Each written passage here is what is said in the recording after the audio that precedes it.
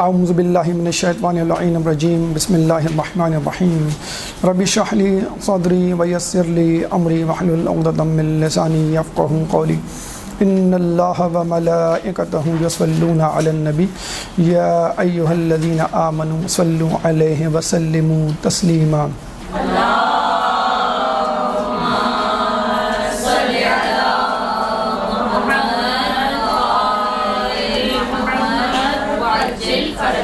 اللہ سبحانہ تعالیٰ اپنی کتاب قرآن مجید فرقان حمید میں فرماتا ہے شہر رمضان الذی انزل فیہ القرآن ھدی للناس وبینات الہدی والفرقان وبینات من الہدی والفرقان، کہ ماہ رمضان وہ مہینہ ہے کہ جس میں قرآن نازل کیا گیا، اور ھدی للناس یہ ہدایت ہے انسانوں کے لیے، اور پھر وبینات من الہدی والفرقان، اور اس میں واضح نشانیاں ہیں ہدایت کی اور فرقان کی۔ اور فرقان کیا ہے؟ حق و باطل میں تمیز کرنا، یعنی اس قرآن میں تمام چیزیں واضح طور پہ بتلا دی جا چکی ہیں، اور اس کا شان نزول، اس کا وقت نزول ماہ رمضان کو قرار دیا۔ چنانچہ قرآن کو ماہ رمضان سے خاص مناسبت ہے، اور اس کی اہمیت کو مزید اجاگر کرنے کے لیے اللہ سبحانہ تعالیٰ نے ماہ رمضان میں قرآن مجید کے پڑھنے کی تاکید بڑھا دی ہے، یہ کہہ کر کہ ایک آیت پڑھنے کا ثواب گویا مکمل قرآن پڑھنے کے مترادف ہے، یعنی اگر ہم ایک آیت پڑھیں گے تو ہمیں ایک مکمل قرآن پڑھنے کا ثواب ملے گا۔ عام زندگی میں آپ دیکھیے، اور آج کل کی مصروف زندگی میں اگر کوئی آپ سے کہے کہ پورے مہینے قرآن ختم کرو، تو شاید ہم پورے مہینے بھی قرآن ختم کرنے کے لیے بڑی مشکل میں اپنے آپ کو پائیں گے۔ روزانہ ایک سپارہ ختم کرنا، آدھا گھنٹہ پون گھنٹہ، چاہے جائے کہ کوئی 10 دن میں کہے، کوئی 1 دن میں کہے، پھر ناممکنات میں سے ہو جائے گا اگر کوئی آپ کو کہے کہ 1 منٹ میں مثلا۔ لیکن ہم دیکھتے ہیں کہ 1 سیکنڈ یا چند سیکنڈ میں قرآن ختم ہو سکتا ہے۔ ایک آیت اس کی طوالت پر منحصر ہے، شاید ہی کوئی آیت ہو کہ جو منٹ سے زیادہ لیتی ہو ختم ہونے میں۔ تو جب ہم کہتے ہیں بسم اللہ الرحمن الرحیم، بس ایک آیت ہو گئی، 5 سیکنڈ کے اندر آپ نے مکمل قرآن کو ختم کرنے کا ثواب حاصل کر لیا۔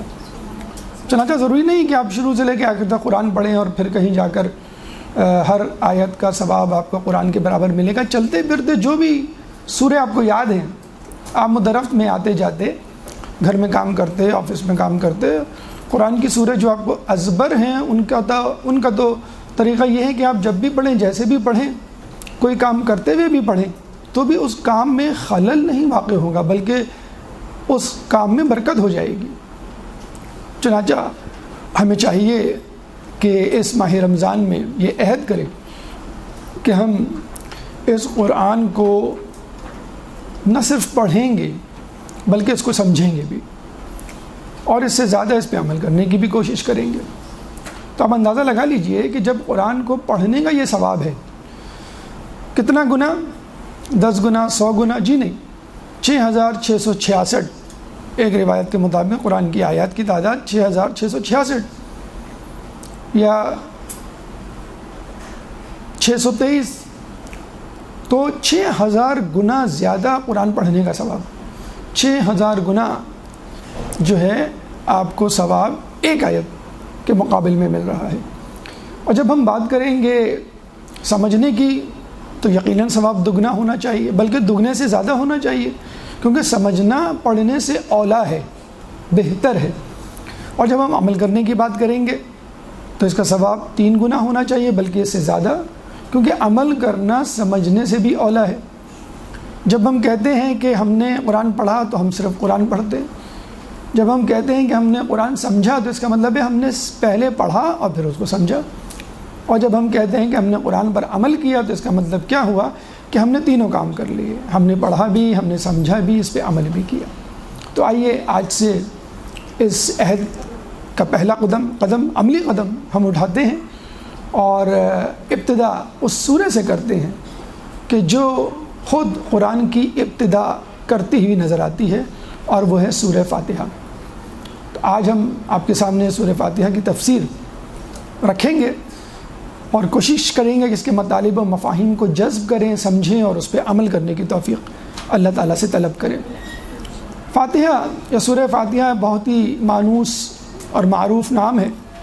التماس فاتحہ، التماس سورہ فاتحہ کبھی کبھی آپ کے موبائل کے میسیجز میں لکھا ہوا آتا ہے، کبھی آپ ایک دوسرے سے کہتے ہیں، کبھی کسی کا کوئی عزیز اس دنیا سے رخصت ہو جائے تو وہ دوسروں سے التماس سورہ فاتحہ کرتا ہوا نظر آتا ہے۔ ایصال ثواب کی مجالس ہوتی ہیں تو من قرأ الفاتحہ کہہ کے لوگوں کو سورہ فاتحہ پڑھنے کی استدعا کی جاتی ہے کہ جو مرحوم ہیں ان کو اس کا ثواب پہنچے۔ تو کہنے کا مقصد یہ ہے کہ جو سورہ فاتحہ مردوں کو ثواب پہنچا سکتی ہو تو وہ زندوں کو ثواب کیوں نہیں پہنچا سکتی؟ جو سورہ فاتحہ ثواب دے سکتی ہے وہ ہدایت کیوں نہیں دے سکتی؟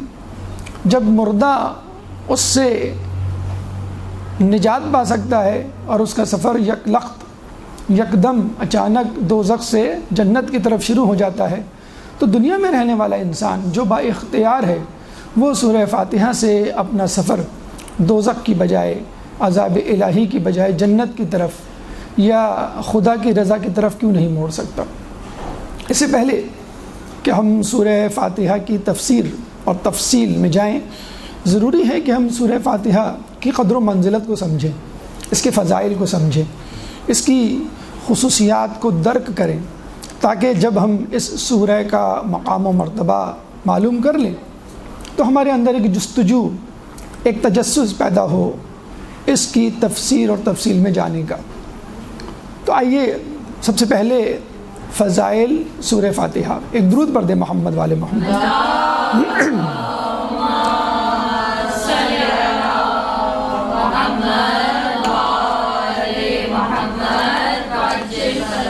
خصوصیات سورہ فاتحہ یا فضائل سورہ فاتحہ کو ہم کئی جہتوں سے دیکھ سکتے ہیں۔ 5 جہتیں ہم آپ کے سامنے رکھیں گے۔ پہلی جہت انداز بیاں۔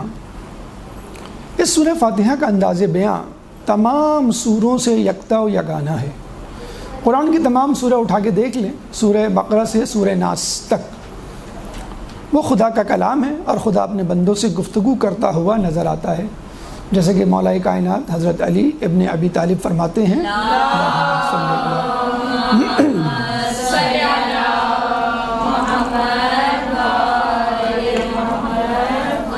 کہ جب میں اللہ سے بات کرنا چاہتا ہوں تو نماز پڑھتا ہوں، اور جب میں چاہتا ہوں کہ اللہ مجھ سے بات کرے تو میں قرآن پڑھتا ہوں۔ لیکن جب ہم سورہ فاتحہ پڑھتے ہیں تو ہمیں تو نہیں لگتا کہ خدا ہم سے بات کر رہا ہے۔ سورہ فاتحہ میں تو ہماری بات ہے جو ہم خدا سے کر رہے ہوتے ہیں۔ بسم اللہ الرحمن الرحیم، شروع اللہ کے نام سے جو بڑا مہربان اور نہایت رحم والا ہے۔ الحمدللہ رب العالمین، تمام تعریف اللہ کے لیے ہیں۔ الرحمن الرحیم، جو رحمان الرحیم ہے۔ مالک یوم الدین، ایاک نعبد، یہ تمام باتیں تو ہماری باتیں ہیں۔ ہم خدا کی تعریف و توصیف کر رہے ہیں، پھر اہدنا الصراط المستقیم، تو ہم اللہ تعالیٰ سے دعا مانگ رہے ہیں کہ ہمیں ہدایت دکھا۔ تو یہ اللہ تو نہیں ہے، اللہ کی گفتگو تو نہیں ہے، اللہ کا کلام تو نہیں ہے، یعنی خدا ہم سے تو نہیں کلام کر رہا، ہم خدا سے کلام کر رہے ہیں۔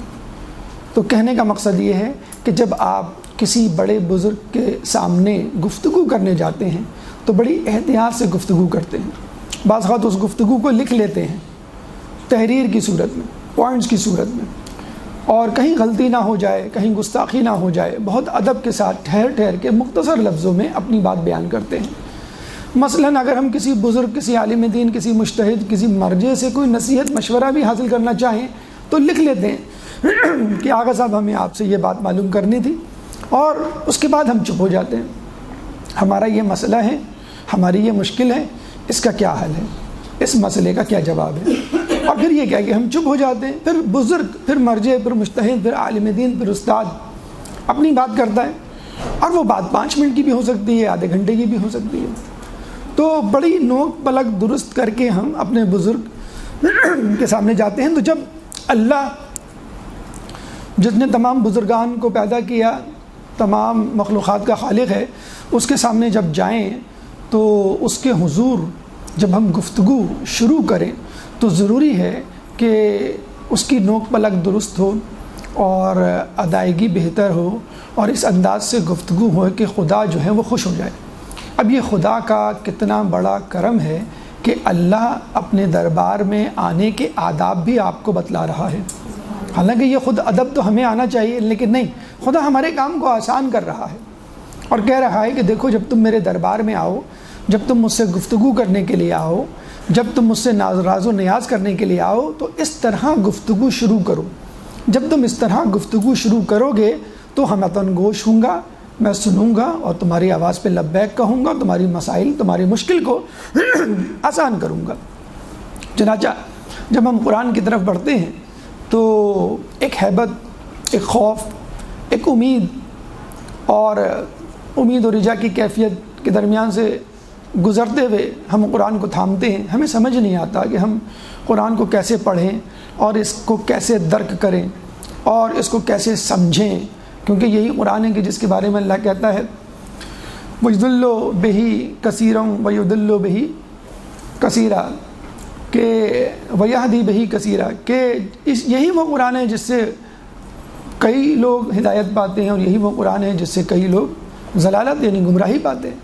تو اللہ تعالیٰ ہمیں ایک دعا سکھاتا ہے اور کہتا ہے کہ تم اس دعا کو شروع کرو اور پھر قرآن کو پڑھنا شروع کرو. انشاءاللہ جب تم یہ دعا پڑھو گے تو جو کچھ اس کے بعد میں تمہیں بتلاؤں گا وہ تمہارے رگ رگ میں سما جائے گا اور وہ تمہارے دل میں اتر جائے گا اور وہ تمہیں اتنا سمجھ میں آئے گا کہ جیسے کوئی تمہارے دل میں ہدایت کے چشمے کو، ہدایت کے جام کو انڈیل رہا ہوں. چنانچہ اللہ تعالیٰ نے ایک دعا کی صورت میں ہمیں سورہ فاتحہ دے دی، یعنی زبان خلق ہے، کلام الہی ہے. زبان ہماری ہے لیکن گفتگو اللہ کی ہے، دہن ہمارا ہے لیکن کلام اللہ کا ہے. تو جب اللہ تعالیٰ نے ہمیں ایک دعا سکھا دی، ایک طریقہ بتلا دیا درخواست کا، تو بس ہماری جان چھٹ گئی. اب اس میں کوئی شابہ ہونا ہی نہیں چاہیے کیونکہ اب یہ خود قرآن کا حصہ بن چکی ہے. چنانچہ اس کو ہم جب پڑھیں گے تو ایک طرح کی درخواست یا دعا اللہ سے کریں گے اور اس کے بدلے میں اللہ تعالیٰ قرآن پڑھ کر سمجھ کر اس پہ عمل کرنے کی ہمیں توفیق دے گا. چنانچہ سمجھ لیجئے کہ سورہ فاتحہ دعا ہے اور باقی ماندہ قرآن جواب دعا ہے.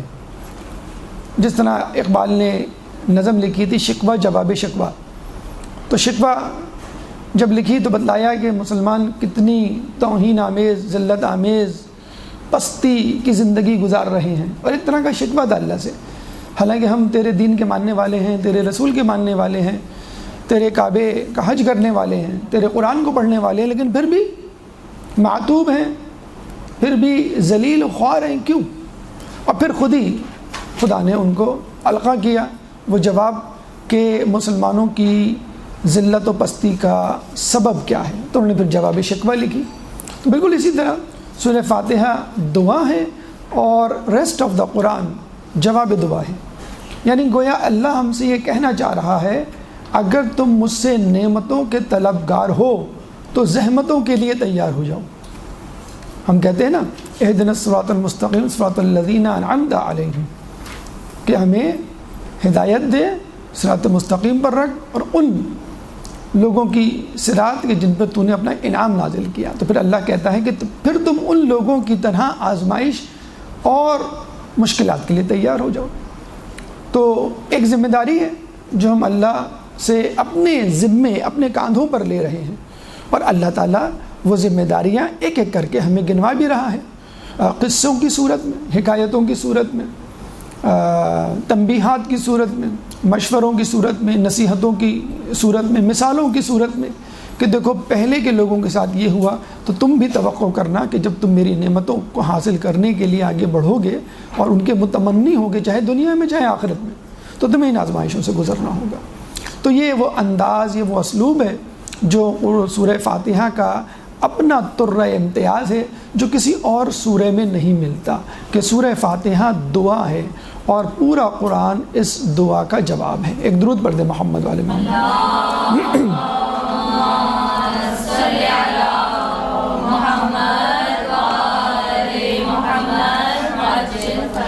اس کے بعد دوسری جہت یا دوسری خصوصیت یا دوسری فضیلت جو اس سورہ فاتحہ کی ہے وہ ہے اساس قرآن۔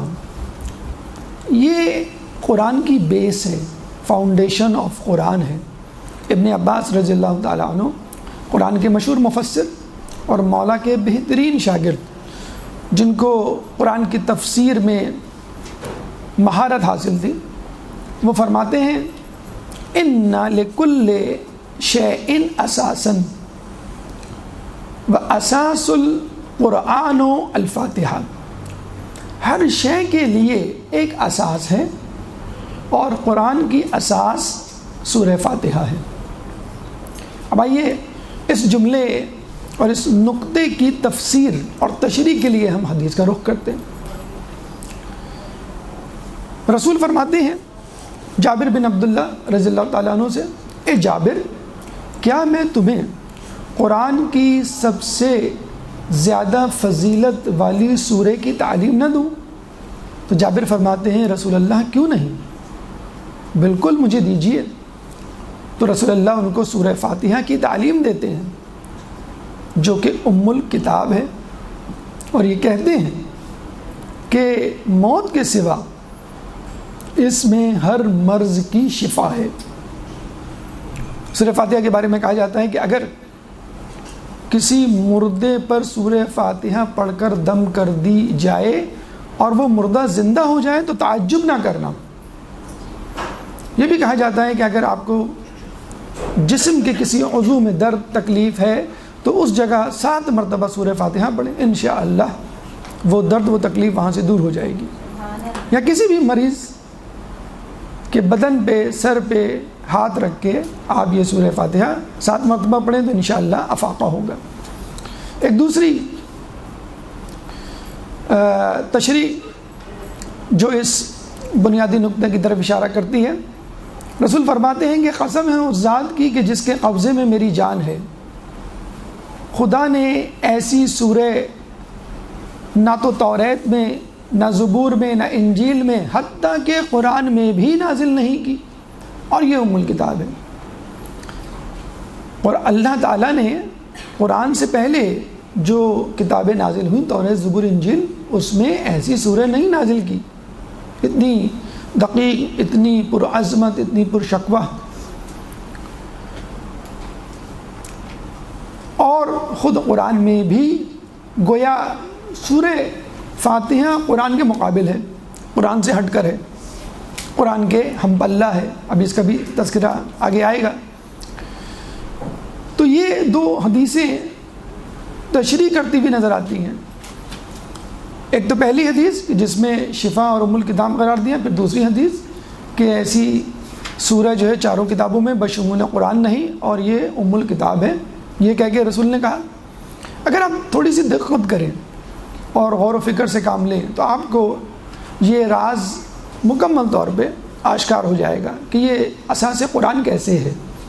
دیکھیے، آپ نے غور کیا ہوگا جب بھی آپ کوئی کتاب خریدتے ہیں اور یہ جاننے کے لیے کہ یہ کتاب کیسی ہے، اس میں مواد کس طرح کا ہے اور دلچسپ ہے، مدلل ہے، منطق سے بھرپور ہے یا نہیں۔ ویسے تو انگلش کا ایک بہت مشہور و معروف جملہ ہے، ڈونٹ جج دا بک فرام اٹس کور، یعنی اس کے کور سے کتاب کا اندازہ نہ لگاؤ۔ کتاب کا کور خوبصورت ہو سکتا ہے، ٹائٹل، اور اندر سے کتاب ہو سکتا ہے ویسی نہ ہو۔ تو لیکن اگر فرض کر لیجیے آپ کو معلوم کرنا ہو کہ کتاب کیسی ہے اور خریدنا ہو، 5 منٹ ہو، 10 منٹ ہو، 5-10 منٹ میں آپ وہ کتاب نہیں خرید سکتے، تو ہم کیا کرتے ہیں؟ جو کتاب پابندی سے پڑھنے والوں کا طریقہ کار ہے، وہ انڈیکس دیکھ لیتے ہیں۔ انڈیکس اگر آپ دیکھ لیں تو آپ کو اندازہ ہو جائے گا کہ کتاب میں کیا مواد ہے، کیا موضوعات ہیں اور کن طریقوں سے اپنی موضوع کو ثابت کرنے کی کوشش کی گئی ہے۔ تو سورہ فاتحہ گویا فہرست ہے کس کی؟ قرآن شریف کی۔ اکثر آپ سوچتے ہوں گے کہ ہر کتاب کی فہرست ہوتی ہے اور قرآن بھی ایک کتاب ہے، اس کتاب کی فہرست کہاں ہے، اس کا انڈیکس کہاں ہے؟ تو سورہ فاتحہ کے بارے میں کہا جاتا ہے کہ سورہ فاتحہ خود ایک انڈیکس ہے، ایک فہرست ہے۔ فہرست میں کیا ہوتا ہے؟ کتاب کے اول باب سے لے کر آخر باب تک کا، جسے کہتے ہیں کہ موضوع دیا ہوا ہوتا ہے اور اس کی ذیلی سرخیاں، ذیلی عنوانات بھی دیے ہوئے ہوتے ہیں، باب در باب یا فصل در فصل یا جس طرح بھی اس کو لکھا گیا ہو۔ تو پہلی اصل دین کی کیا ہے؟ توحید۔ اور آخری اصل دین کی کیا ہے؟ قیامت۔ یعنی دین ان دو موضوعات کے درمیان بند ہے۔ توحید سے شروع ہوتا ہے ہمارا دین اور قیامت پہ ختم ہو جاتا ہے۔ توحید یعنی خدا نے یہ کائنات بنائی، ہم مخلوق ہیں اور ہماری ذمہ داری اس کی عبادت کریں، اس کی نافرمانی نہ کریں، کیونکہ اس کا حساب کتاب ہوگا۔ کب؟ قیامت میں۔ اور قیامت میں حساب کتاب ہونے کے بعد یا تو سزا ملے گی یا جزا، اس کے بعد کہانی ختم، اس کے بعد کوئی تبدیلی نہیں ہوگی۔ جنت میں رہنے والے جنت میں رہیں گے، دوزخ میں رہنے والے دوزخ میں رہیں گے۔ تو یہ سلسلہ جو ہے وہاں جا کے ختم ہو جائے گا۔ تو پہلی اصل قرآن اسلام کی یا قرآن کی کیا ہے؟ توحید، اور آخری اصل قیامت۔ تو آپ دیکھ لیجئے سورہ فاتحہ میں توحید سے بات شروع ہوتی ہے اور قیامت میں ختم ہوتی ہے۔ بسم اللہ الرحمن الرحیم، توحید کا تذکرہ، الحمدللہ رب العالمین، توحید کا تذکرہ، الرحمن الرحیم، توحید کا تذکرہ، مالک یوم الدین، قیامت کا تذکرہ۔ تو توحید سے بات شروع کر کے قیامت تک۔ اور ایک اور بات جو ان دونوں کے درمیان ہے وہ ہے ہماری ذمہ داری۔ توحید کی معرفت حاصل کرنے کے بعد ہماری کیا ذمہ داری ہے؟ اطاعت الہی۔ قیامت کی معرفت حاصل کرنے کے بعد ہماری کیا ذمہ داری ہے؟ قیامت کی تیاری۔ بس یہی تو ہمیں کرنا ہے، خدا کی اطاعت کرنی ہے قرآن، اور قیامت کی ہمیں تیاری کرنی ہے۔ تو قیامت کی تیاری کرنے کے لیے جب ہم ادراک کر لیتے ہیں اور اعتراف کر لیتے ہیں مالک یوم الدین، ہم کیا کہتے ہیں؟ ایاک نعبد و ایاک نستعین، ارے ہم تیری تو عبادت کرتے ہیں، تجھی سے تو مانگتے ہیں، اور ہماری ہدایت فرما، مزید ہدایت فرما، ہمیں گناہوں سے بچا۔ اہدنا الصراط المستقیم صراط الذین انعمت علیہم غیر المغضوب علیہم ولا الضالین۔ یہ وہ عملیات ہیں، یہ وہ عملی پہلو ہے جو ہمیں توحید اور قیامت کے درمیان جاری و ساری رکھنا ہے۔ تو سورہ فاتحہ انڈیکس ہے، فہرست ہے، کس کا؟ قرآن کا، جس کی پہلی اصل توحید اور آخری اصل قیامت، اور ان دو کے درمیان ہمارا عمل، جس کا تذکرہ مالک یوم الدین کے بعد ہمیں نظر آتا ہے۔ پھر اسی اساس کو ثابت کرتے ہوئے چوتھا نقطہ وہ یہ ہے کہ یہ فقط دین قرآن کی فہرست نہیں ہے، بلکہ یہ خلاصہ دین ہے۔ اگر آپ غور کریں، بچپن سے ہم پڑھتے ہوئے آ رہے ہیں کہ دین دو حصوں پر مشتمل ہے، اصول دین، فروع دین۔ اصول دین کیا ہے؟ توحید، عدل، نبوت، امامت، قیامت۔ تو جب ہم توحید کو تسلیم کر لیں گے تو عدل خود بخود اس میں آ گیا، کیونکہ عدل کے بغیر توحید ناقص ہے۔ اور جب ہم نے قیامت کو تسلیم کر لیا تو ہم نے آخری اصول کو تسلیم کر لیا۔ اب دو رہ گئے اصول، نبوت اور امامت۔ تو جب ہم کہتے ہیں اہدنا الصراط المستقیم صراط الذین انعمت علیہم، کہ اللہ ہمیں ہدایت کا راستہ دکھا، ہدایت پہ قائم رکھ، اور ان لوگوں کا راستہ دکھا کہ جن پر تیرا انعام نازل ہوا۔ تو کن پر خدا کا انعام نازل ہوا؟ انبیاء پر۔ کن پر اللہ کی نعمتوں کی برسات ہوئی؟ ائمہ پر۔ یہ دونوں سب سے پہلے مصداق ہیں انعمت علیہم کا، ان دونوں کا بھی تذکرہ آ گیا۔ تو ہم نے دیکھا اصول دین جو ہم نے 5 پڑھے ہیں بچپن سے، توحید، عدل، نبوت، امامت، قیامت، پانچوں کے پانچوں اس سورہ فاتحہ میں موجود ہیں۔ اب آئیے فروع دین کی طرف۔ فروع دین جو ہم پڑھتے ہوئے آ رہے ہیں، نماز، روزہ، زکوٰۃ، حج، خمس، جہاد، امر بالمعروف و نہی عن المنکر، تولی تبرہ، یہ تمام چیزیں کس میں آ گئیں؟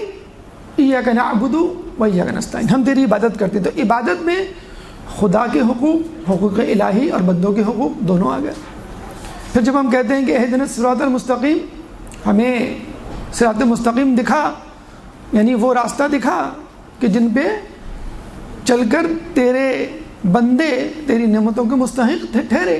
تو کون سا راستہ؟ نماز کا راستہ، روزے کا راستہ، زکوٰۃ کا راستہ، حج کا راستہ، جہاد کا راستہ، خمس کا راستہ، زکوٰۃ کا راستہ، امر بالمعروف و نہی عن المنکر کا راستہ، تولا تبرہ، یہ تمام جو فروع دین ہیں یہ عملی تقاضے ہیں توحید کو سمجھنے کے بعد اور قیامت کو سمجھنے کے بعد۔ تو سورہ فاتحہ اصول دین اور فروع دین کا مجموعہ ہے، یعنی خلاصہ دین ہے، خلاصہ قرآن تو ہے، فہرست قرآن تو ہے، لیکن خلاصہ دین بھی ہے۔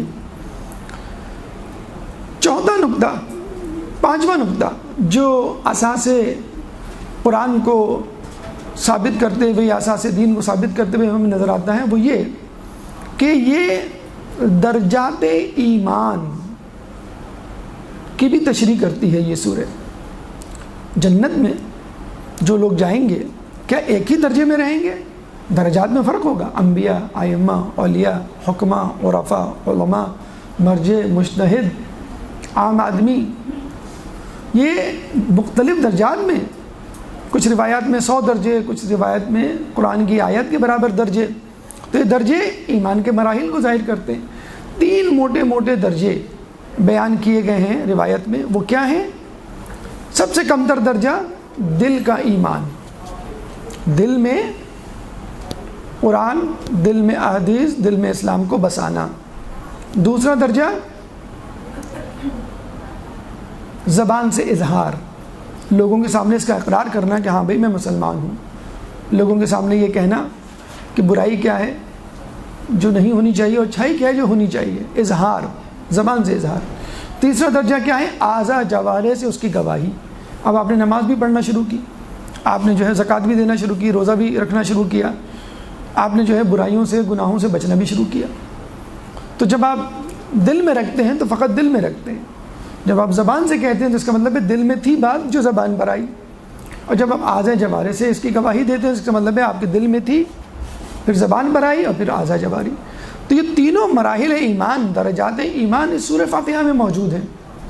جب ہم کہتے ہیں بسم اللہ الرحمن الرحیم الحمدللہ رب العالمین الرحمن الرحیم مالک یوم الدین، یہاں تک دل کی بات ہے، یہ سب اعتقادات ہیں، یہ سب عقیدے ہیں، یہ سب دل میں چھپی ہوئی راز کی باتیں ہیں۔ جب ہم کہتے ہیں ایاک نعبد، ہم تیری عبادت کرتے ہیں، تو یہ اعضاء جوارح سے ہم گواہی دے رہے ہوتے ہیں نماز روزہ کر کے کہ ہم واقعی تیری عبادت کر رہے ہیں، ہم تیرے مطیع فرما بردار ہیں، ہم جو ہے تجھ کو رب العالمین سمجھتے ہیں، جبھی تو ہم تیری عبادت کر رہے ہیں۔ اور پھر وَإِيَّاكَ نَسْتَعِينُ جب ہم کہتے ہیں تو مانگتے ہیں اس سے، تو یہ اظہار زبان ہے، اظہار دین ہے، اظہار جسے کہتے ہیں کہ دعا ہے جو ہم زبان کے ذریعے کرتے ہیں۔ جب تک آپ کسی سے کوئی چیز مانگیں گے نہیں وہ دے گا کیسے؟ جب تک آپ اللہ سے طلب نہیں کریں گے، جب یہ دعاؤں کے لیے کہا گیا ہے، ورنہ اللہ کو نہیں معلوم کہ ہمیں ہماری کیا حاجات ہیں، اللہ کو نہیں معلوم۔ یہ آپ کی انا پہ ایک ضربت ہے کہ تم بولو گے تو تمہیں احساس ہوگا کہ میں چھوٹا ہوں، میں مخلوق ہوں، میں کمتر ہوں، چاہے بادشاہ ہوں، چاہے کسی ملک کا شہنشاہ ہوں، کہ چاہے کتنا ہی طاقتور کیوں نہ ہوں، لیکن میں اللہ کے سامنے ایک مفلس، ایک محتاج ہوں، ایک مخلوق ہوں، اور ہمیشہ مجھے اس کی ضرورت رہے گی۔ تو تینوں درجے ایمان کے، دل کا ایمان، زبان کا ایمان اور اعضاء جوارح کا، یہ تمام اس سورہ فاتحہ میں موجود ہیں۔ تو آپ نے دیکھا سورہ فاتحہ قرآن کی اساس ہے، سورہ فاتحہ بیماریوں کے لیے شفا ہے، سورہ فاتحہ خود پیغمبر خدا کا ایک فخر ہے، سورہ فاتحہ فہرست ہے، خلاصہ قرآن ہے، سورہ فاتحہ خلاصہ دین ہے، اور سورہ فاتحہ درجات ایمان کا اظہار ہے، تشریح ہے، تفصیل ہے اس کے اندر۔ یہ سورہ فاتحہ کا دوسرا پہلو، دوسری جہت جس سے ہم نے سورہ فاتحہ کو دیکھا، اساس قرآن۔ اب یہ تیسرے پہلو کی طرف، فضیلت کے اعتبار سے یہ اعزاز پیغمبر بھی ہے۔ کیسے اعزاز پیغمبر ہے؟ اللہ تعالیٰ سورہ حجر آیت نمبر 89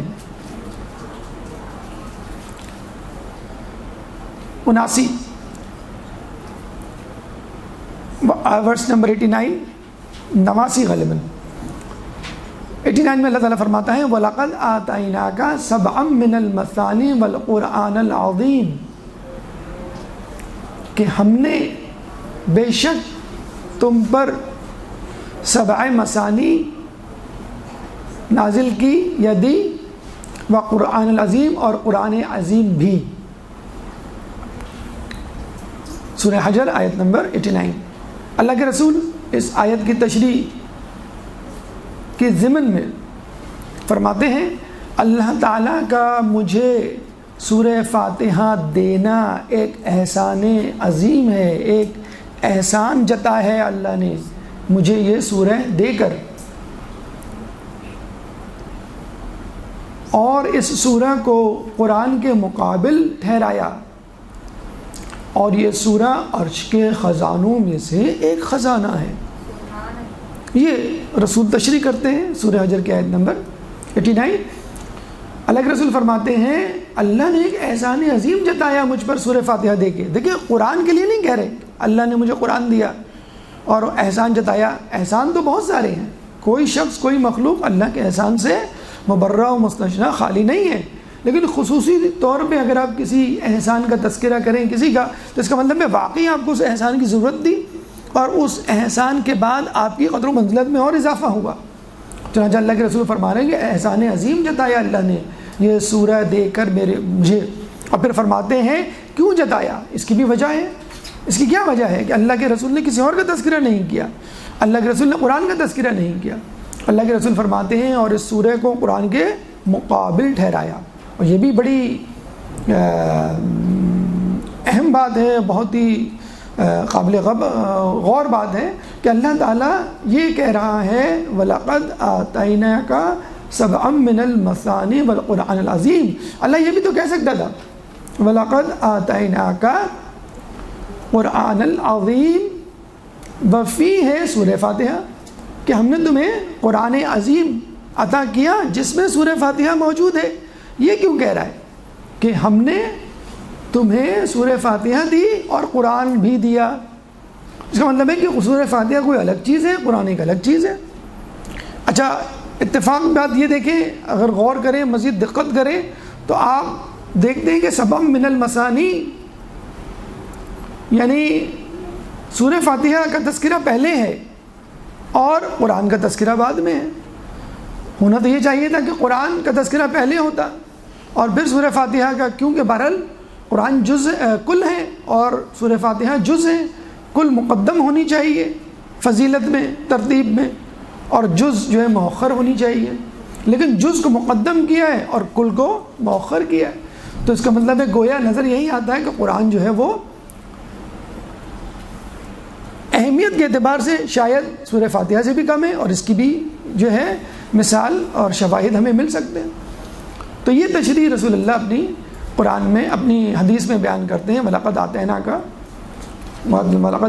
الْقُرْآنَ سَبْعًا مِّنَ الْمَثَانِي وَالْقُرْآنِ الْعَظِيمِ. اب یہ دیکھیے قرآن کی جو ظاہری تفسیر ہے جو ایک مرتبہ پڑھ کے سمجھ میں آتی ہے اور درک کر لیتا ہے ایک عام آدمی بھی، وہ تو یہ ہے کہ سبع من المثانی کا مطلب یہ ہوا 7 دو والی، 7 دو والا. تو جب ہم غور کریں تو اللہ تعالیٰ نے کیا چیز ایسی دی 7 دو مرتبہ والی، تو پتہ چلا کہ 7 آیات پر مشتمل سورہ فاتحہ جو 2 مرتبہ نازل ہوئی، ایک مرتبہ مکے میں ایک مرتبہ مدینے میں. تو سبع من المثانی کا مطلب کیا ہوا سورہ فاتحہ، یعنی یہ ہٹا کر آپ سورہ فاتحہ لکھ سکتے ہیں. اچھا دلچسپ بات یہ ہے غور و فکر کی، تدبر کی، کہ اللہ سبع من المثانی کیوں کہہ رہا ہے. اس میں ڈائریکٹ سورہ فاتحہ لکھ دیتا وَلَقَدْ آتَيْنَاكَ الْفَاتِحَةَ وَالْقُرْآنَ الْعَظِيمِ. اللہ تعالیٰ بات کو گھما کے کیوں کر رہا ہے، جس کا مطلب ہے اس میں کوئی دقت ہے. اور آپ کو معلوم ہے قرآن کی جس طرح ظاہری تفسیر ہے اسی طرح باطنی تفسیر بھی ہے، اور باطنی تفسیر کے لیے ہمیں اہل بیت کی طرف رجوع کرنا چاہیے، وہ ہمیں بتائیں گے اس کی باطنی تفسیر. اور بہت دلچسپ باطنی تفسیر سبع من المثانی کے حوالے سے، اور یہ اس بات کا جواب بھی ہے کہ بات کو اس طرح مشکل اور پیچیدہ کیوں بنایا گیا. فقط سورہ فاتحہ لکھ دیتا اللہ تعالیٰ کہ ہم نے سورہ فاتحہ اور قرآن دیا آپ کو. تو شیخ عباس قمی اصل المقال میں لکھتے ہیں کہ اگر آپ غور کریں 14 معصومین کے ناموں پر، تو 14 معصومین یعنی 14 معصومین کے 14 نام ہونے چاہیے، لیکن در حقیقت وہ 14 نہیں ہیں، 7 ہیں۔ سب سے پہلا نام محمد، دوسرا نام فاطمہ، تیسرا نام علی، چوتھا نام حسن، پانچواں نام حسین۔ یہ تو پنجتن پاک۔ پھر چھٹا 5 کے بعد چھٹا نام یعنی زین العابدین، تو وہ علی ابن حسین ہے، تو علی نام تکرار ہو گیا اور ریپیٹ ہو گیا، اس کو آپ نکال دیں۔ 5ویں امام یا 7ویں معصوم کون ہیں؟ محمد باقر، محمد پھر ریپیٹ ہو گیا، اس کو آپ نکال دیں۔ آگے چلیں، چھٹے امام جعفر، ہاں جعفر پہلی مرتبہ آیا، اس کو کاؤنٹ کر لیں، 5 پہلے گزر گئے اور یہ چھٹا نام۔ پھر 7ویں امام امام موسیٰ کاظم، تو موسیٰ پہلی مرتبہ آیا، آپ نے موسیٰ کو لے لیا، 6 اور یہ کتنے ہو گئے؟ 7۔ موسیٰ کے بعد جتنے بھی امام ہیں ان کی ناموں کی تکرار ہے۔ 8ویں امام علی رضا، علی نام ریپیٹڈ ہے۔ پھر 9ویں امام محمد تقی، محمد نام تکرار ہے۔ پھر 10ویں نام علی نقی، علی ریپیٹیشن ہے۔ پھر 11ویں امام حسن عسکری، حسن ریپیٹیشن ہے، اس کو بھی نکال دیں۔ 12ویں امام محمد مہدی عجل اللہ تعالی فرجہ۔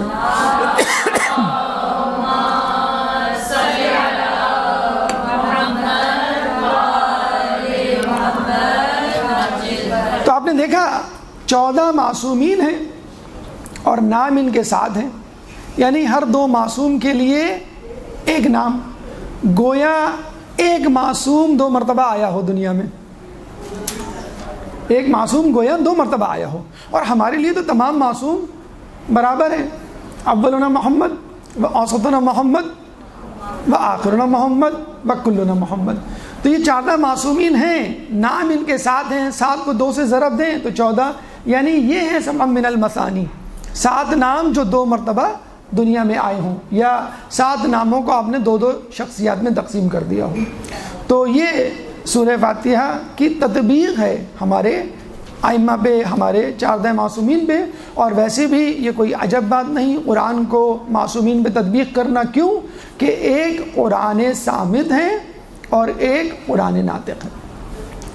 چپ قرآن ہے، وہ بولنے والا قرآن ہے، وہ تھیوری ہے، یہ پریکٹیکل ہے، وہ جسے کہتے ہیں کہ نظریہ ہے اور یہاں پہ عملی شہادت ہے۔ تو یہ باطنی تفسیر اور اعجاز پیغمبر ہماری گفتگو کا جسے کہتے ہیں کہ تیسرا پہلو، اس حوالے سے کہ سورہ فاتحہ کے فضائل کیا کیا ہیں۔ پھر چوتھا مرحلہ یا چوتھی فضیلت سورہ فاتحہ کی، نالہ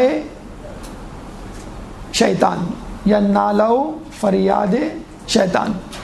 کہتے ہیں کہ شیطان نے 4 مرتبہ نالہ و فریاد کیا، یعنی 4 مرتبہ وہ شدید مشکل میں، پریشانی میں، پستی میں گرا، شدید ڈپریشن، فرسٹریشن کا شکار ہوا، شدید نا امید ہوا، شدید جسے کہتے ہیں کہ ذلیل و خوار ہوا۔ 4 مرتبہ۔ پہلی مرتبہ کب؟ کہ جب اس کو راندہ درگاہ کیا گیا، وَإِذْ قُلْنَا لِلْمَلَائِكَةِ اسْجُدُوا لِآدَمَ فَسَجَدُوا إِلَّا إِبْلِيسَ أَبَىٰ وَاسْتَكْبَرَ وَكَانَ مِنَ الْكَافِرِينَ، کہ جب ہم نے کہا ملائکہ کو آدم کو سجدہ کرو تو سب نے سجدہ کیا سوائے شیطان کے، اور وہ متکبروں میں سے تھا، اس نے تکبر کیا اور وہ کافر ہو گیا۔ تو اللہ تعالیٰ نے اسی وقت اس کو راندہ درگاہ کیا۔ یہ پہلا موقع تھا کہ جب شیطان کو شدید دھچکا پہنچا، اپنی قدر و منزلت کہ جو سحر میں، طلسم میں جو گرفتار تھا، وہ طلسم اس کا ٹوٹا۔ اس کے بعد شیطان کو دوسری مرتبہ دھچکا اس وقت پہنچا، اور دوسری مرتبہ نالہ و فریاد اس نے اس وقت کیا کہ جب اس کو دنیا میں بھیجا گیا۔ کہاں جنت، کہاں دنیا، کہاں بلندی، کہاں پستی۔ تو اس نے کہتے ہیں کہ خدا سے درخواست کی تھی کہ تو مجھے موقع دے تو میں تیرے بندوں کو راہ حق سے ہٹاؤں گا۔ تو اللہ نے کہا ٹھیک ہے، تجھے میں اجازت دیتا ہوں، تجھے میں دنیا میں بھیج رہا ہوں۔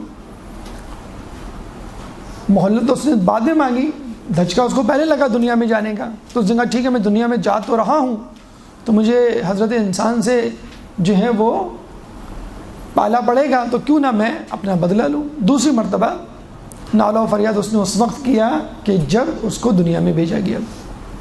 تیسری مرتبہ شیطان کو دھچکا اس وقت لگا اور اس نے نالہ و فریاد کیا کہ جب رسول کو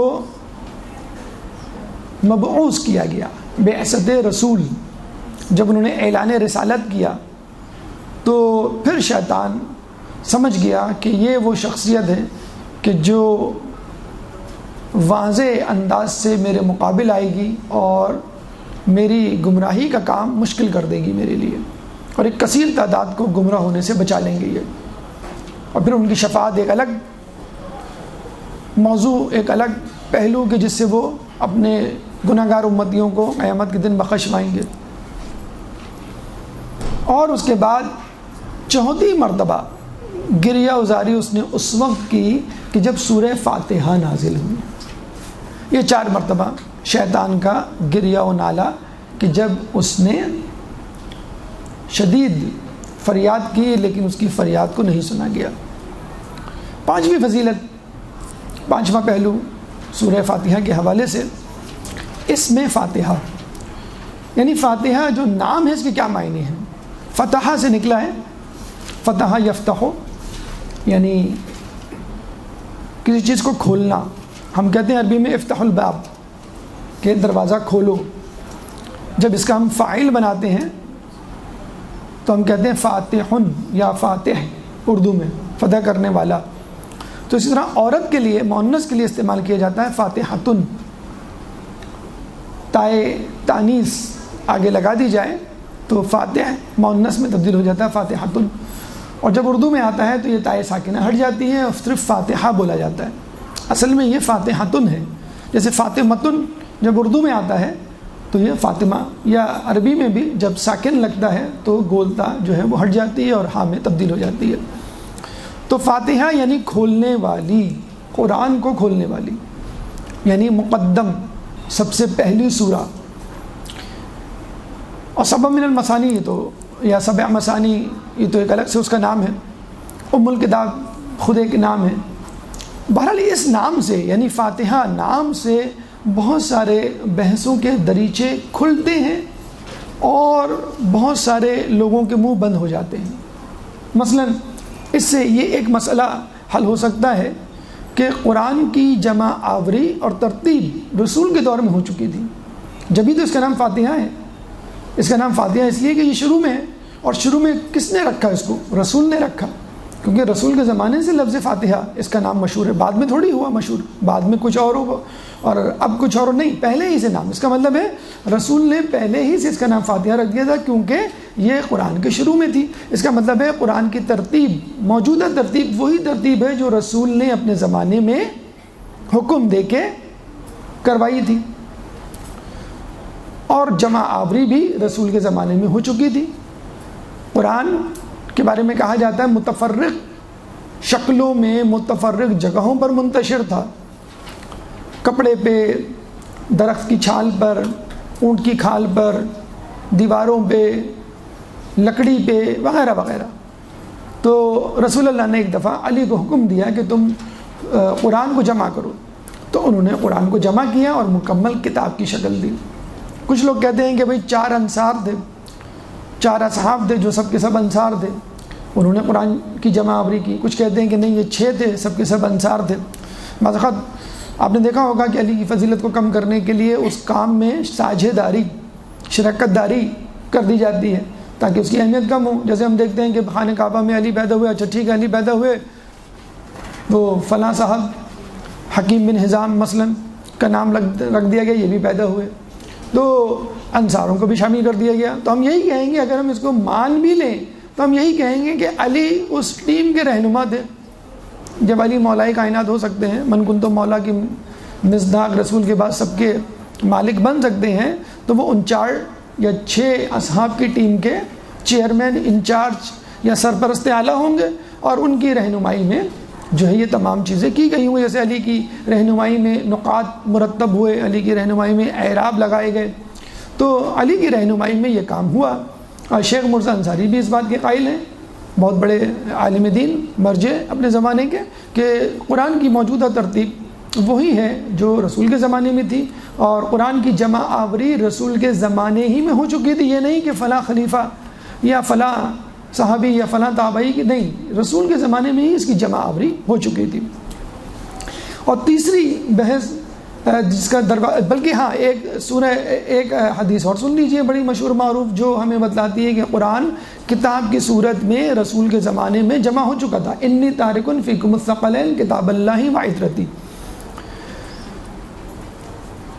ما ان تمسکتم بہما لن تضلوا بعدی ابدا۔ کیوں رسول اللہ کیا فرما گئے کہ میں تمہارے درمیان دو گراں قدر چیزیں چھوڑے جا رہا ہوں، ایک قرآن، ایک کتاب۔ فقط قرآن نہیں کہا، کیا کہا؟ کتاب اللہ ہی۔ قرآن کہتے تو ہم کہہ سکتے تھے قرآن متفرق صورتوں میں، نہیں، کتاب اللہ ہی، یعنی قرآن کتاب کی صورت میں اور میری عطرت، جس کا مطلب یہ ہوا کہ قرآن کتاب کی صورت میں موجود تھا۔ آخری بات جو اس میں ثابت ہوتی ہے وہ ہے تحریف قرآن کی نفی۔ جو لوگ یہ الزام دیتے ہیں شیعوں پہ کہ قرآن میں تحریف کی گئی ہے، شیعوں کا عقیدہ ہے، تو یہاں سے نفی ہو جاتی ہے کہ اگر قرآن میں تحریف ہوتی تو پھر سورہ فاتحہ کی جگہ بھی ادھر ادھر کر دی جاتی، سوروں کی جگہ بھی، آیات کی جگہ بھی، لیکن ترتیب سوروں کی ہو، آیات کی ہو، وہی ہے جو رسول کے زمانے سے چلی آ رہی ہے۔ ابھی بھی کسی بھی ملک میں چلے جائیں، سنی، شیعہ اور دیگر جگہوں پر کسی بھی فرقے سے تعلق رکھتے ہوں، تمام جگہوں پہ قرآن کی ترتیب، حتیٰ کہ اعراب بھی، زیر زبر پیش بھی مختلف نہیں ہوں گے۔ تو یہ سورہ فاتحہ کی فضیلت، خصوصیت آپ کے سامنے پیش کی گئی۔ برحمتک یا ارحم الراحمین وصلی اللہ علی محمد وآلہ الطاہرین۔